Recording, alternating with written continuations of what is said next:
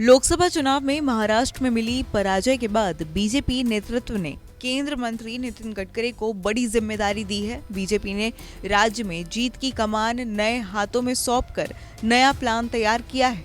गडकरी के साथ साथ उप मुख्यमंत्री देवेंद्र फडणवीस, प्रदेश अध्यक्ष चंद्रशेखर बावनकुले और लोकसभा चुनाव हारने वाले केंद्रीय मंत्री राव साहब दानवे को विधानसभा चुनाव की रणनीति बनाने में शामिल किया गया है। बीजेपी के इस निर्णय से माना जा रहा है कि गडकरी जल्द ही राज्य की राजनीति में सक्रिय होंगे।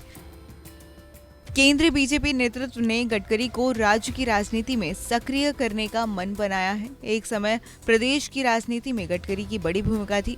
वे राज्य में कैबिनेट मंत्री थे, प्रदेश अध्यक्ष थे, आगे चलकर वे राष्ट्रीय अध्यक्ष भी बने। सन 2014 के लोकसभा चुनाव के बाद उन्हें केंद्र में मंत्री बना दिया गया। उसके बाद से ही उन्हें राज्य की राजनीति से दूर कर दिया गया। हालांकि लोकसभा चुनाव में उन्होंने राज्य में चंद लोकसभा सीटों पर चुनाव प्रचार किया, लेकिन तबीयत उनका साथ नहीं दे रही थी। केंद्र में मोदी सरकार में मंत्री बनाए जाने के बाद अब उन्हें स्वस्थ बताया जा रहा है। केंद्र बीजेपी नेतृत्व गडकरी को विधानसभा चुनाव में सक्रिय रखना चाहती है, इसीलिए उन्हें प्रचार प्रसार की जिम्मेदारी दी है। बताते चले कि अगले हफ्ते चुनाव प्रबंधक समिति की घोषणा की जाएगी, जिसमें 20 स्टार प्रचारक शामिल होंगे। राव साहब दानवे को मुख्य समन्वयक बनाया जाएगा, जबकि नितिन गडकरी मुख्य चेहरा होंगे, जो विपक्ष द्वारा बनाए गए कथानक का मुकाबला करेंगे। चंद्रशेखर बावनकुले ने कहा कि नितिन गडकरी हमारी पार्टी के वरिष्ठ नेता हैं, जो महाराष्ट्र और नागपुर का राष्ट्र राजधानी में प्रतिनिधित्व करते हैं। वे हमेशा हमारी कोर टीम और राज्य मामलों की निगरानी करने वाले संसदीय बोर्ड का हिस्सा रहे हैं। उन्हें चुनाव अभियान समिति में शामिल करना कोई बड़ी बात नहीं है। हाल ही में लोकसभा चुनाव में नितिन गडकरी ने नागपुर सीट से चुनाव लड़ते हुए कांग्रेस के विवेक ठाकरे के खिलाफ लगभग 25 रैलियां की थी। उन्होंने लगातार तीसरी बार अपनी सीट 1,37,000 वोटों के अंतर से जीती थी। इस बीच एनसीपी शरद पवार गुट की सांसद सुप्रिया सुले ने कहा कि बीजेपी का आंतरिक मामला है कि किसे नेतृत्व सौंपना है।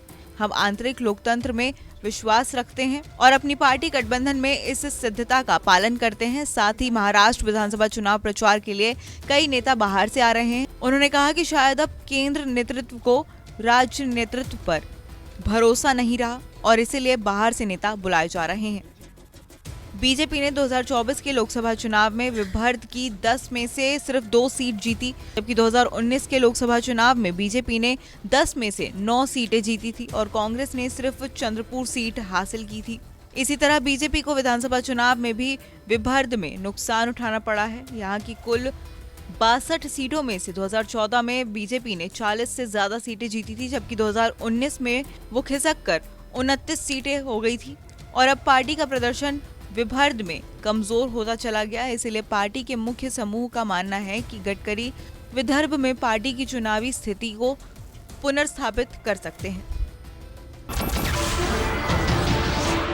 नमस्कार, मैं हूं मानक गुप्ता। अगर आपको हमारा ये वीडियो पसंद आया हो तो इसे लाइक और शेयर जरूर करें और हाँ, हमें सब्सक्राइब और फॉलो करना ना भूलें, ताकि आप देश और दुनिया की कोई खबर मिस ना करें। तो जुड़े रहिए हमारे साथ और देखते रहिए न्यूज़ 24।